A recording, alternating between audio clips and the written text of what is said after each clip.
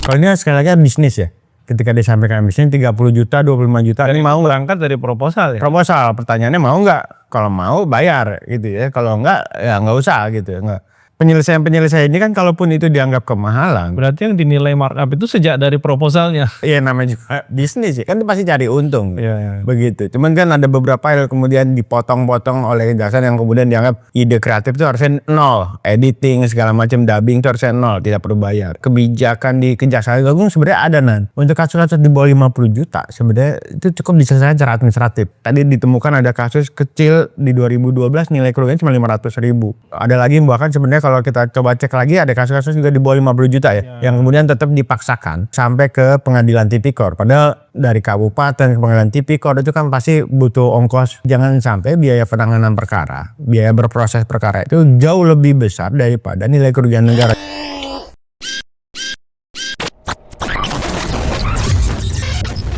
Halo sahabat integritas, jumpa lagi di kanal Satu Visi Utama program Buka Kartu. Sebelumnya kami manajemen Satu Visi Utama mengucapkan minal aidin wal faizin, mohon maaf lahir dan batin, serta ucapan terima kasih yang tak terhingga atas seluruh dukungan dan loyalitas yang diberikan oleh para sahabat integritas kepada channel ini, sehingga channel ini tetap eksis untuk memberikan insight, analisis terkait dengan isu-isu publik di Indonesia.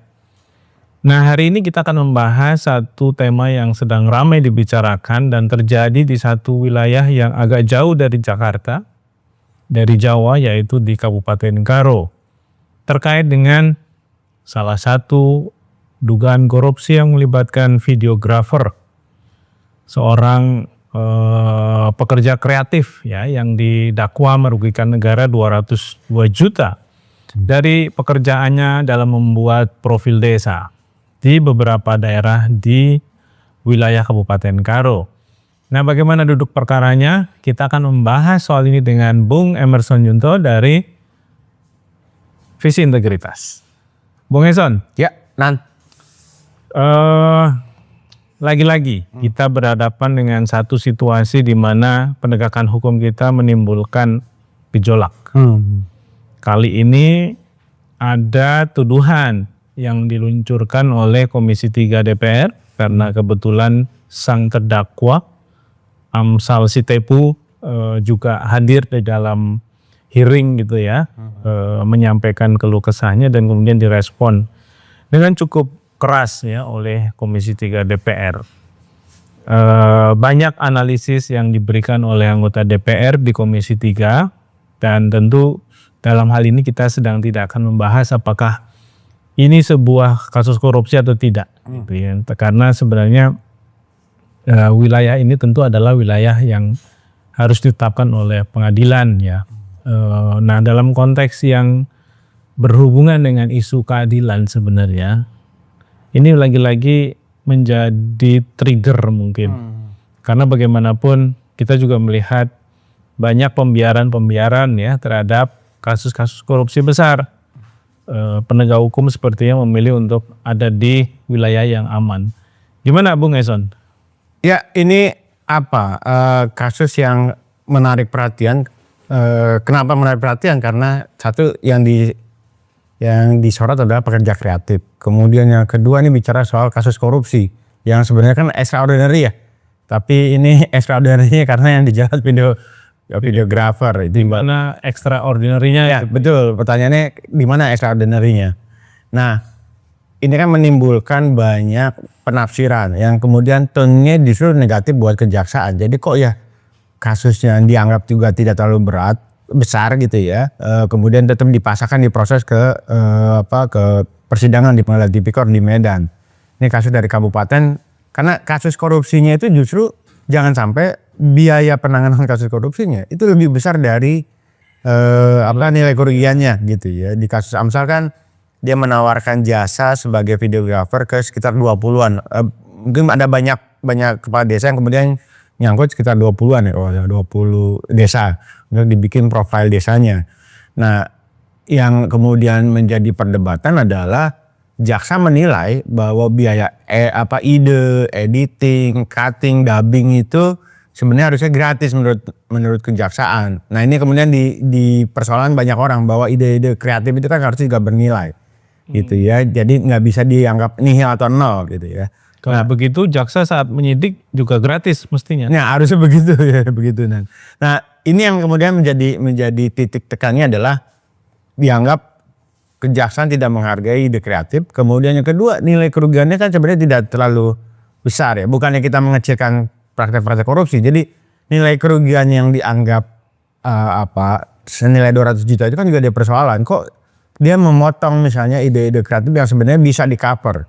Jadi kan kalau bicara soal jasa kan memang seringkali tidak Tidak ada standar. Tidak ada standarnya begitu ya. Nah ketika ada case yang ini kemudian banyak orang merasa ya kok kasus yang tangannya kecil kenapa tidak nanganin kasus besar yang lainnya. Saya agak khawatir jangan-jangan memang ada terjebak di kejaksaan-kejaksaan di daerah yang terpenting ada nanganin kasus korupsi gitu ya. Karena ini menyangkut soal indikator kinerja. Betul, KPI masing-masing penegak hukum ya.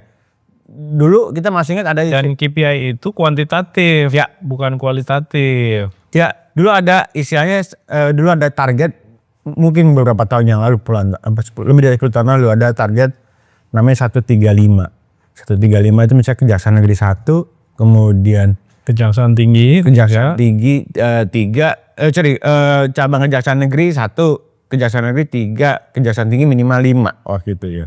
Kalau Kejaksaan per tahun gitu ya. Nah kita agak khawatir jangan-jangan karena ada jebakan target-target itu kemudian minta maaf misalnya penegak hukum itu coba lakukan apapun itu ya. Misalnya yang penting ada targetnya.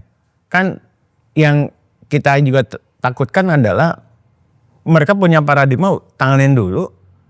Kalaupun kau bilang ini bukan kasus korupsi ya dibuktikan aja di pengadilan. Nah itu Nelson, sebenarnya kan kalau kita ngomong soal korupsi itu ada lapisan awal yang bisa dipakai atau dilihat sebagai salah satu referensi ya. Sebelum masuk ke Undang-Undang Tipikor. Dalam hal ini kalau bicaranya mengenai kerugian negara ya, karena kita punya Undang-Undang Administrasi Pemerintahan. Tapi ini kayaknya nggak dipakai ya dalam banyak kasus penyidikan yang dilakukan oleh penegak hukum. Mereka lompat, mereka bypass. Belum lagi kita ngomong soal ada audit yang dilakukan oleh BPK yang juga menggunakan Undang-Undang Keuangan Negara sehingga ketika ditemukan ada kerugian negara bisa saja kemudian ujungnya itu adalah pengembalian kerugian karena tidak ditemukan indikasi pelanggaran hukum atau pidana yang berujung kepada misalnya tindak pidana korupsi. Apalagi dalam hal ini kan si Amsal Sitepu ini pelaku tunggal gitu ya. Yang menjadi lebih aneh dalam skema korupsi karena biasanya kalau korupsi itu kan sifatnya bekerja sama. Ya berjamaah ya. Berjamaah, terorganisir dan seperti yang Bung Eson tadi bilang kalau korupsi dikategorikan sebagai extraordinary crime ya tentu ini bicara mengenai magnitud kekuasaan yang bermain gitu ya. Dan dengan kekuatan sebagai penguasa itulah mereka kemudian memanipulasi wewenang, memanipulasi kekuasaan untuk kepentingan sendiri atau kelompok gitu. Ya ini kan ya tadi pelakunya tunggal dan itu kapasitas sebagai swasta lah begitu ya. Jadi tidak ada keterlibatan misalnya ada dia ngasih kickback kan belum terbukti atau misalnya tidak bisa dibuktikan ada kickback atau tidak. Kemudian yang kedua juga tidak boleh dilupakan soal isu ada tidaknya niat jahat. Kalau ini sekali lagi bisnis ya. Ketika disampaikan bisnis 30 juta, 25 juta. Ini mau berangkat dari proposal ya? Proposal, pertanyaannya mau nggak? Kalau mau bayar gitu ya. Kalau enggak ya nggak usah gitu. Enggak. Nah ini bukan, sekali lagi penyelesaian ini kan kalaupun itu dianggap kemahalan. Berarti yang dinilai markup itu sejak dari proposalnya. Ya emang bisa jadi begitu ya. Jadi seolah-olah bahwa ya namanya juga bisnis ya. Kan itu pasti cari untung. Begitu. Cuman kan ada beberapa hal kemudian dipotong-potong oleh kejaksaan yang kemudian dianggap ide kreatif itu harusnya 0. Atau editing segala macam dubbing itu harusnya 0. Tidak perlu bayar. Nah di satu sisi ini kita juga mengingatkan soal kebijakan di Kejaksaan Agung sebenarnya ada untuk kasus-kasus di bawah 50 juta sebenarnya itu cukup diselesaikan secara administratif. Misalnya tadi ada audit BPK dikembalikan misalnya kerugian negara. Nah ini harusnya juga harus ada evaluasi secara menyeluruh gitu ya dari kejaksaan. Apakah dalam case ini itu sebenarnya dia cukup membayar kalaupun dianggap sebagai kemahalan. Kalau ada memang kerugiannya. Ada kerugiannya gitu Karena ya. tadi kalau dasarnya adalah bahwa ide kreatif itu dihargai nol, tentu menjadi sumir kemudian tuduhannya gitu. Ya itu yang kemudian perlu dikritisi ya. Jadi apakah langkah kejaksaan sudah tepat atau tidak? Dari beberapa pendapat di baik politisi, beberapa akademisi itu mempermasalahkan soal itu. Jadi sebenarnya langkah kejaksaan negeri di Karo ini sebenarnya terlalu berlebihan. Dan ini yang selalu menjadi kontroversi ya ketika penegak hukum menjerat korupsi dengan pasal kerugian keuangan negara. Ya, Seringkali muncul ya problem lah gitu ya. Betul. Karena tidak ada yang ajeb ketika penegak hukum menentukan kerugian negaranya sekian. Pada dasarnya itu debatable gitu.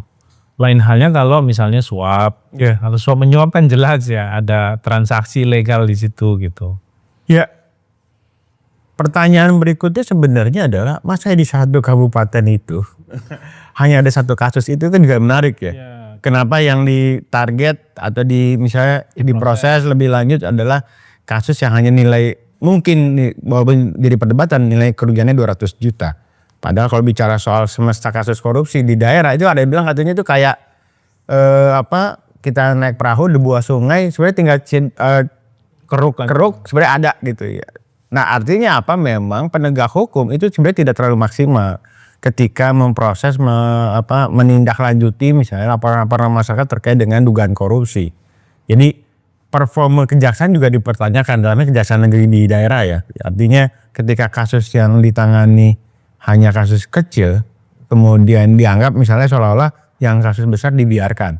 Ya. Ini juga jadi persoalan kok kasus kecil walaupun juga jadi perdebatan soal nilai kerugiannya kok masih ditangani. Harusnya bisa kalaupun ini ada temuan ini kan tetap bisa diselesaikan secara administratif misalnya pengembalian kerugian negara tapi tidak perlu melanjutkan ke proses hukum begitu. Terutama kalau tadi ya dari sejak awal sebenarnya banyak hal yang sumir ya. Yang itu gray area penuh perdebatan ya seperti tadi. Ketika kejaksaan menentukan bahwa ide kreatif itu harusnya berbiaya nol gitu, itu kan perdebatan sekali. Betul. Dan kalau orang-orang yang bekerja di industri kreatif justru malah bingung mereka. Padahal yang dijual kan memang ide gitu ya, bukan hanya ketika dia membuat videonya gitu, tapi ide dari video itu sendiri sudah berharga gitu. Nggak, karena kalau itu tidak ada pengurangan, ya soal mengenolkan gitu ya, ide kreatif, editing. Berarti gratisan. Satu gratisan, kemudian yang kedua nggak ada kerugian negaranya. Jadi dia menempatkan tadi itu sebagai kerugian keuangan negara itu. Jadi kesannya seperti dicari-cari apa yang mungkin dianggap tidak masuk akal gitu ya. Menurut versi kejaksaan atau teman-teman kejaksaan negeri. Tapi kan sebenarnya Bung Eson dalam proses penegakan hukum secara internal kan ada QC ya, ada quality control dong mestinya. Kan itu bagian dari sistem lah yang harusnya ada di sistem penegakan hukum ya. Untuk memastikan bahwa prosesnya itu juga akuntabel ya secara internal gitu ya. Dan itu artinya ada tahapan pengawasan lah yang bekerja untuk memastikan bahwa proses hukum itu benar-benar kredibel, menyasar sesuai dengan tujuan dari penegakan hukumnya. Kalau bicara soal tanggung jawab ya, sebenarnya kan artinya ketika kasus ini berlanjut ke pengadilan tipikor, ini kan ada di wilayah harusnya kejaksaan negeri, kepala kejaksaan negeri itu, kalaupun dianggap sebagai bertanggung selain misalnya pihak misalnya yang bertanggung jawab, misalnya bagian kasih pitsusnya kah, atau intelnya kah yang kemudian memproses, memasakkan diri gitu ya, memproses kasus ini. Di luar itu mungkin juga harus dicek apakah ini lingkupnya masuk wilayah yang kemudian harus diasistensi oleh Kejaksaan Tinggi di Sumatera Utara ya. Nah sepanjang ini kemudian di bypass gitu ya, ataupun tidak melakukan proses evaluasi gitu ya, atau ngecek quality controlnya ya, ini mungkin akan terjadi lagi juga di tempat yang lain gitu ya. Jadi Atau ada lagi sebenarnya di tempat lain tapi kebetulan terdakwanya nggak teriak. betul, jangan-jangan memang itu ada kasus yang lain, di kasus lain di daerah yang mungkin nilainya kerugiannya kecil. Kan kalau kita lihat di beberapa kasus ya, misalnya tadi ditemukan ada kasus kecil di 2012 nilai kerugiannya cuma 500.000. Ada lagi bahkan sebenarnya kalau kita coba cek lagi ada kasus-kasus juga di bawah 50 juta ya, yang kemudian tetap dipaksakan sampai ke pengadilan tipikor. Padahal dari kabupaten ke pengadilan tipikor itu kan pasti butuh ongkos cukup lumayan ya, artinya ya sekali lagi jangan sampai biaya penanganan perkara, biaya berproses perkara itu jauh lebih besar daripada nilai kerugian negara. Jadi nggak imbang kan.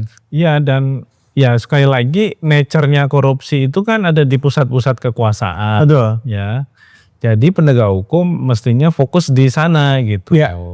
Nah, saya tadi kebetulan mencoba ngecek apakah di sistem website atau apapun lah itu ya yang disediakan Kejaksaan Agung ada data mengenai kasus korupsi yang ditangani oleh mereka. Nah, saya nggak ngerti karena saya cek di Kabupaten Karo tahun 2025 itu tidak ada sama sekali kasus korupsi dari puluhan perkara pidana yang ditangani oleh mereka. Nah, ini kan pertanyaannya apakah kasus korupsinya memang nggak masuk di dalam CMS mereka gitu ya? Mereka menyebutnya sebagai manajemen sistem gitu ya, case management system yang itu terpublikasi, masyarakat bisa mengakses. Tapi saya coba cek di tahun 2025 itu tidak ada kasus korupsi sama sekali gitu. Nah, ini kan bisa dua hal. Pertama, kasus korupsi memang tidak dimasukkan dalam database, atau memang mereka tidak menangani sama sekali kasus korupsi. Yang kemudian di tahun 2026 mereka masuk di kasus korupsi tapi kemudian justru menjadi kontroversi gitu. Ya, kemungkinan kasus ini kalau bicara soal penyidikan kan pasti nggak hanya di 2006 ya. Harusnya di tahun 2025 ada datanya. Bergulir ya. Bergulir. Nah, 2026 juga mungkin ada report bahwa kasus ini mungkin sampai ke pengadilan tipikor di Medan gitu ya. Nah, jangan-jangan memang ini juga sekali lagi sebaiknya Kejaksaan melakukan evaluasi secara menyeluruh ya. Mulai dari proses penanganan kasus korupsinya, ini kok kasus kecil masih ditangani, atau kemudian jadi perdebatan soal tadi menihilkan beberapa item-item. Kita juga terancam soalnya, Son. Ya, betul. Karena kita pun juga biasanya juga misalnya jasa lawyer ya. Lawyer, seperti betul. Bung Eson berikan ya ke klien. Kan tidak ada standarnya juga. Ya, betul. Ada kantor firma hukum seperti misalnya yang sudah top, betul. ya itu harganya beda dengan yang lebih bawah ya, dan itu nggak bisa disamakan meskipun misalnya mereka sama-sama menangani kasus yang sama ya. Itu. Ya, ini sekali lagi ya. Jadi harus ada evaluasi secara menyeluruh ya soal bagaimana misalnya Kejaksaan menempatkan jasa itu seperti apa gitu. Jadi memang jasa kan seringkali tidak terukur ya. Jadi ada yang mahal, ada yang murah. Jadi kalau pilih misalnya harga pembanding mungkin di bawah AMSA banyak juga kasus yang lebih murah. Tapi apakah model seperti itu? Karena kita bicara juga soal kualitas, apa sih namanya? Termasuk juga sebenarnya barang kadang-kadang kita juga nggak bisa menilai yang paling murah yang bagus. Yang bagus betul. Atau yang dianggap tidak korupsi gitu. Misalnya dulu DKI pernah punya bis Transjakarta yang berasal dari Cina gitu ya, itu sangat murah tapi kan dalam beberapa tahun langsung rusak. Dan di era Ahok kan semuanya diganti dengan bis yang misalnya lebih mahal, ya, tapi terukur kualitasnya. Misalnya keluaran Mercedes-Benz gitu ya. Nah, itu sampai jauh ini kita bisa ya jauh lebih awet ya. Jadi ada isu soal kualitas barang itu menjadi penting, tidak hanya bicara soal nominal. Ada uang, ada barang, ada uang, ada kualitas ya. Iya gitu ya. Nah, di case ini sebenarnya juga harusnya jadi bahan evaluasi buat Kejaksaan. Jadi ke depan Kejaksaan nggak serampangan tuh memaksakan diri, misalnya kasus-kasus sebenarnya kalaupun ini dianggap kemahalan, ini bisa selesai secara administratif, cukup dia balikan gitu. Nah, bukannya kita mengeliminir kasus korupsi, tapi kita bicara soal dari asas kemanfaatannya gitu ya.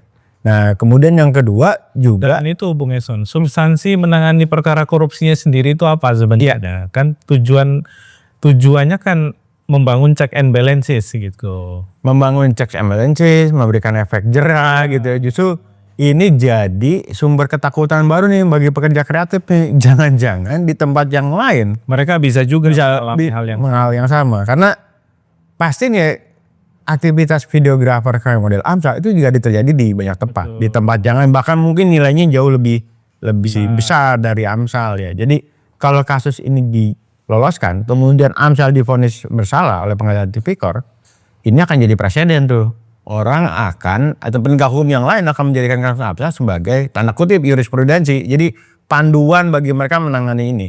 Nah, makanya penting bagi kejaksaan paling tidak adalah ini karena udah dituntut 2 tahun penjara, ya, tuntutan jaksa 2 tahun penjara. Jadi harapannya adalah hakim bisa melihat, memperhatikan case ini, melihat dari aspek yang lebih luas ya. Jadi permintaannya teman-teman di Komisi 3 DPR adalah kasus ini divonis bebas atau hukumannya ringan. Apalagi mengingat AMSAL ini juga dalam proses tahanan kan.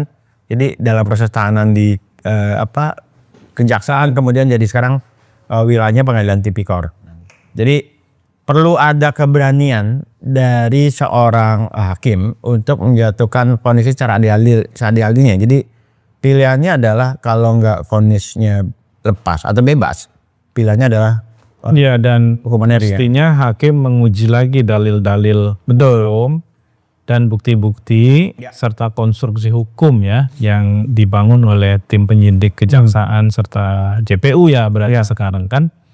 Sehingga di situ terjadi perdebatan hukum yang berkualitas begitu. Ya, kalaupun nanti divonis mungkin bebas gitu ya, itu sebaiknya kejaksaan tidak melakukan upaya kasasi ya. Karena sekali lagi dianggap ini bukan hanya melawan AMSAL, tapi melawan akal sehat. Gitu. Ya, oke Bung Eson, terima kasih untuk insight-nya, sahabat integritas. Demikian bincang kita dengan Bung Emerson Yunto, sarjana hukum dari Visi Integritas, juga managing partner Satu Visi Law Office. Kita ketemu lagi di lain waktu, sampai jumpa.